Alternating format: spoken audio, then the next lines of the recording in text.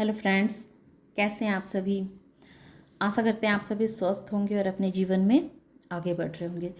तो मैं आज जो रीडिंग लेकर के आई हूँ, तो मैं आज ये देखूँगी कि आपके शत्रु अब पीछे हटने लगे हैं, है ना।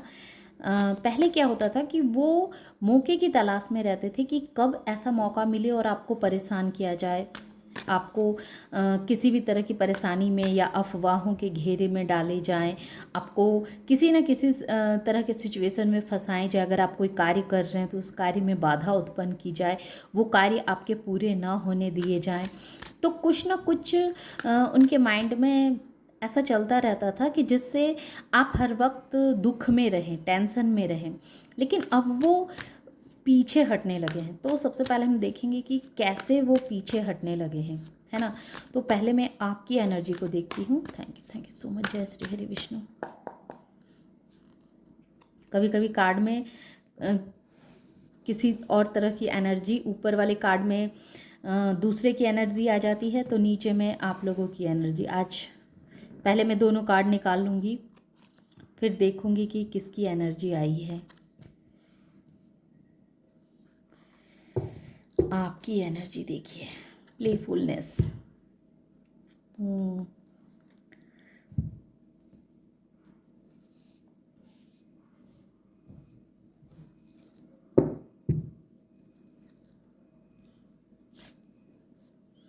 अब देखते हैं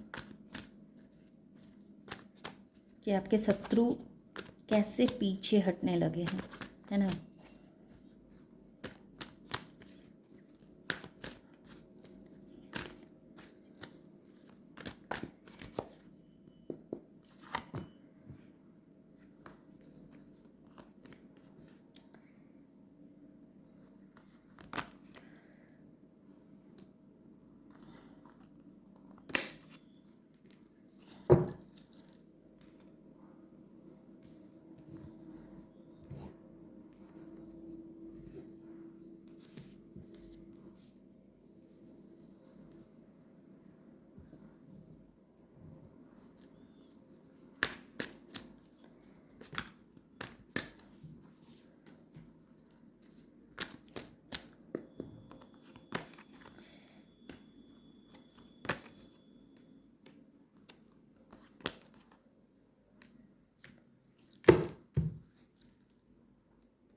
द फूल। देखिए,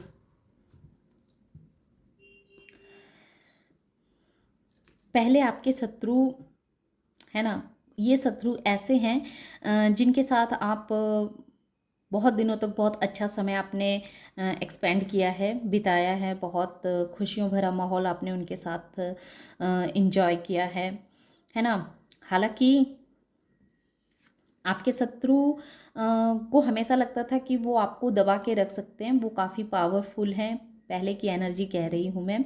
उन्हें ऐसा लगता था कि आप जो हैं सो हमेशा उनके कंट्रोल में रहेंगे, वो आप पे अपना कंट्रोल बना के रख पाएंगे, क्योंकि उन्हें ऐसा लगता था कि आप एक ऐसे इंसान हैं जो सदैव उनके ही हिसाब से कार्य करेंगे, सदैव उनके ही कहे के मुताबिक चलेंगे, है ना। क्योंकि उन्हें ऐसा लगता था कि आप बहुत ही वफादार इंसान हैं, एक ऐसे इंसान हैं जो बस उनके हाथों की कठपुतली बन के रहना आप पसंद करेंगे।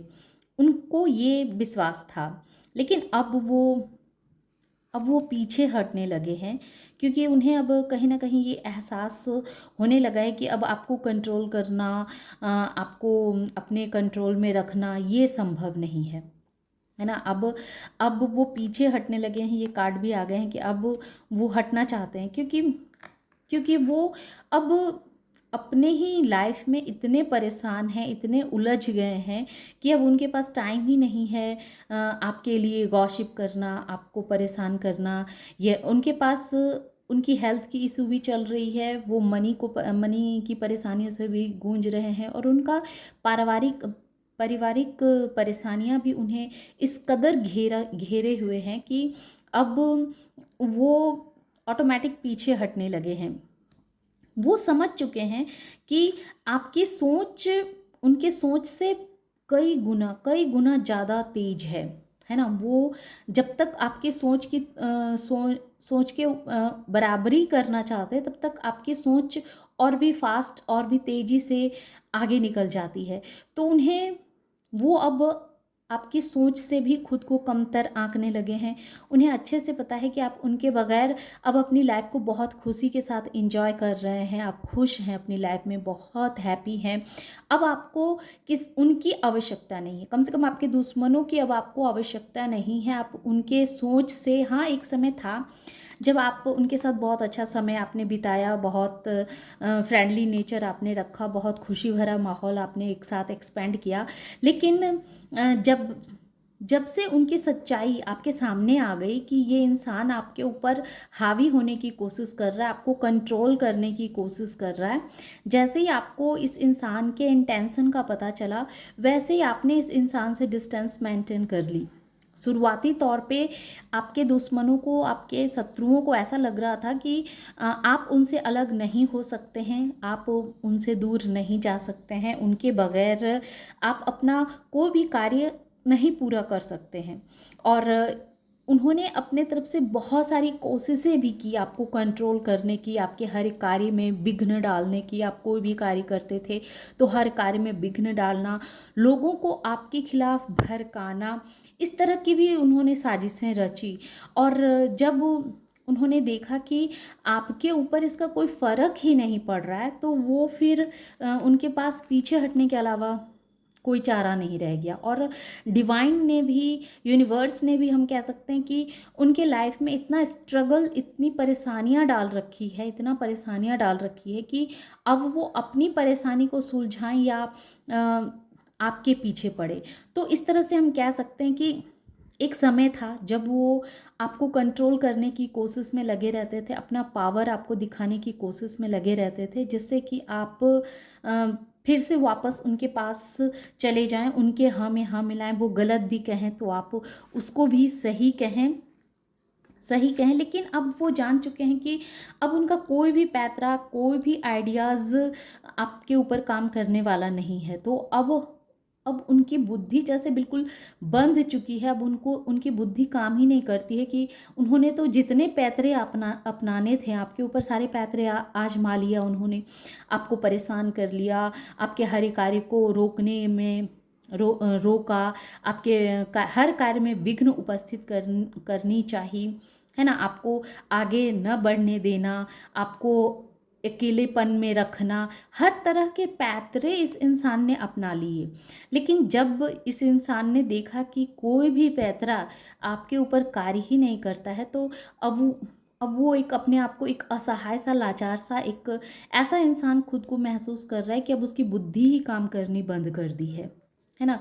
उसकी बुद्धि काम करनी बंद कर दी है। अब वो कोई भी एक्शन लेता है तो वो एक्शन उसी के ऊपर पलटवार होती है। उसकी एक्शन में अब वो मैच्योरिटी नहीं रही, वो क्लैरिटी नहीं उसे नज़र आती है, दिखती है। ऐसा लगता है कि वो जो भी कार्य कर रहा है तो एक बच्चों वाली कार्य कर रहा है, एक कम उम्र का बच्चा जो कार्य करता है किसी दुश्मन को हराने के लिए या उसके खिलाफ साजिशें रचने के लिए, जो कार्य वो करता है, तो उसमें उसकी बचपना झलकती है कि हाँ, एक बच्चा ही किसी को गिराने के लिए ऐसे बातें बोल सकता है, इस तरह की हरकतें कर सकता है। तो अब ये कहीं ना कहीं लोगों को पता चल चुकी है, बहुत अच्छे से पता चल चुकी है कि आपके दुश्मन अब आपके खिलाफ कोई भी षड्यंत्र रचने के लायक ही नहीं रहे हैं, कोई भी पैतरे आजमाने के लायक नहीं रहे हैं, क्योंकि उन्हें पता है कि आपकी सोच बहुत तीव्र है, उनकी सोच से बहुत आगे है आपकी सोच।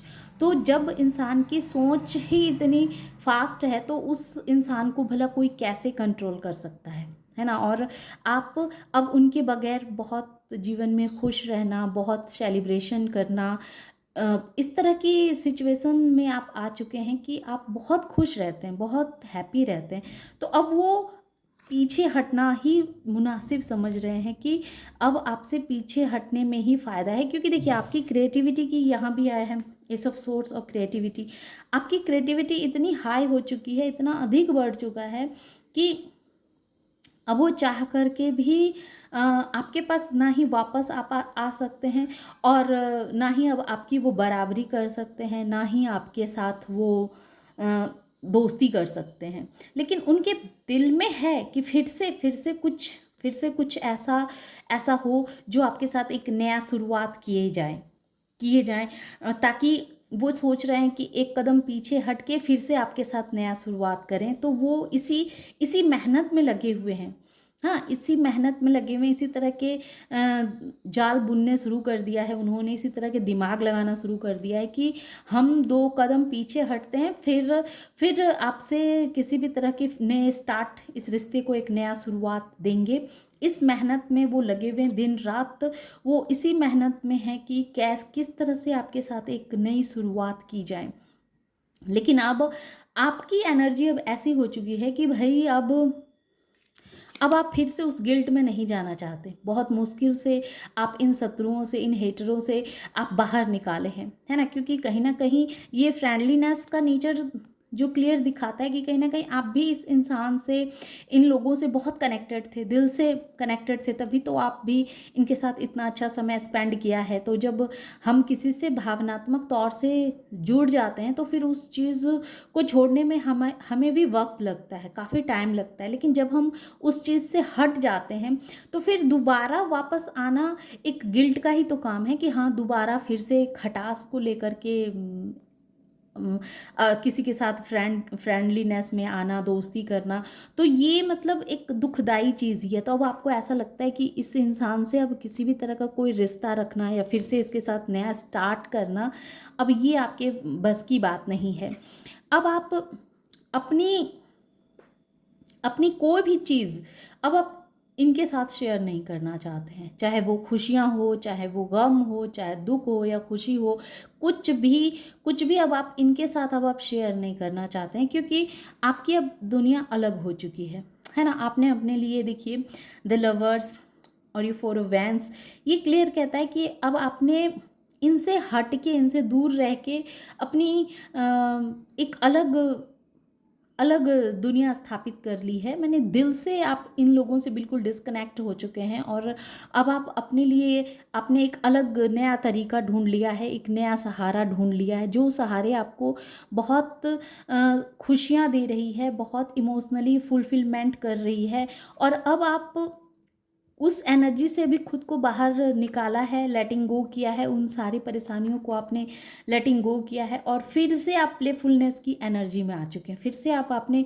खुश रहना, बहुत मुश्किल से खुश रहना आपने सीखा है, क्योंकि कहीं न कहीं ये जो दुश्मन आपके ऐसे हैं, जिससे आप भी कनेक्टेड थे, काफ़ी इमोशनली आप भी बहुत क्लोजनेस महसूस करते थे इन शत्रुओं से। क्योंकि पहले तो हमें किसी के बारे में कुछ पता नहीं होता है ना, तो पहले तो हम बहुत ईज़िली किसी के साथ कनेक्ट हो जाते हैं, लेकिन जब हम सच्चाई को समझने लगते हैं, तब ना हम भी पीछे हट जाते हैं। तो अब आपकी ये सोच हो चुकी है कि भाई अब हम इस ऊर्जा से, इस नकारात्मक ऊर्जा से हम पीछे हट चुके हैं, तो अब हम आगे नहीं बढ़ेंगे। लेकिन आपके हेटर्स चाहते हैं कि अब किस तरह से आपके साथ नई शुरुआत की जाए। वो इस फिराक में है कि कैसे क्या किया जाए जिससे फिर से आपके साथ एक नई शुरुआत की जाए, और इस मेहनत में वो लगे हुए हैं। लेकिन आप देख लीजिए आपको क्या करना है, क्योंकि उनके साथ आपकी कैसे रिश्ता है, कैसे रिश्ता थे, या अब क्या वो ऐसा ही रिश्ता रह पाएगा, नहीं रह पाएगा, ये तो अब आपके ऊपर डिपेंड करता है। और मैंने ऑरिकल डेक से भी जो कार्ड निकाले थे, तो उसमें आया था कि द फर्स्ट हाउस, देखिए फर्स्ट हाउस क्या कहता है, आप जब उन पे भारी पड़े हैं, तब वो अब आपको अपने फिर से फ्रेंड जोन में लाना चाहते हैं, फिर से आपके साथ एक फ्रेंडलीनेस का रिश्ता बनाना चाहते हैं। और उससे पहले उन्होंने क्या किया था, आपकी छवि को खराब करने के लिए उन्हें साम दाम दंड भेद सारे नियमों का इस्तेमाल कर लिया, और उन्होंने देख लिया कि वो आपकी बुराई करके, आपको बदनाम करके भी उसने देख लिया कि जब आपके ऊपर उनकी बुराइयों का भी आपके ऊपर कोई प्रभाव नहीं पड़ रहा है, लोग अब उनकी सच्चाइयों को समझ चुके हैं, जान चुके हैं कि ये इंसान सिर्फ झूठ ही बोलता है ना? आपके खिलाफ जो भी गॉसिप करता है वो झूठ ही बोलता है। और सबसे बड़ी बात, आपके ऊपर अब इस बात का फ़र्क ही नहीं पड़ता है कि कौन आपके लिए क्या सोच रहा है, क्या बोल रहा है। अब आप अपनी नज़रों से दुनिया को देखते हैं, ना कि दूसरों की नज़रों से देखते हैं, और ना ही अब दूसरों की बातों से इफ़ेक्टेड होते हैं। तो लोग इस चीज़ को समझ चुके हैं कि अब आप किसी के बातों से इफ़ेक्टेड नहीं होते हैं, कोई आपको आसानी के साथ दुखी नहीं कर सकता है ना? जब वो देख रहे हैं कि सारे पैतरे उन्होंने आज़मा लिए, आपके ऊपर सारे पैतरे फ़ैल हो जा रहे हैं, तो फिर अब वो आपसे बचने की कोशिश कर रहे हैं और चाह रहे हैं कि फिर से इस रिश्ते की नई शुरुआत की जाए। तो अब आप देख लीजिए कि आपको क्या करना चाहिए। मैं कार्ड से भी देख लेती हूँ कि क्या आपको नए रिश्ते की शुरुआत करनी चाहिए, हाँ या ना?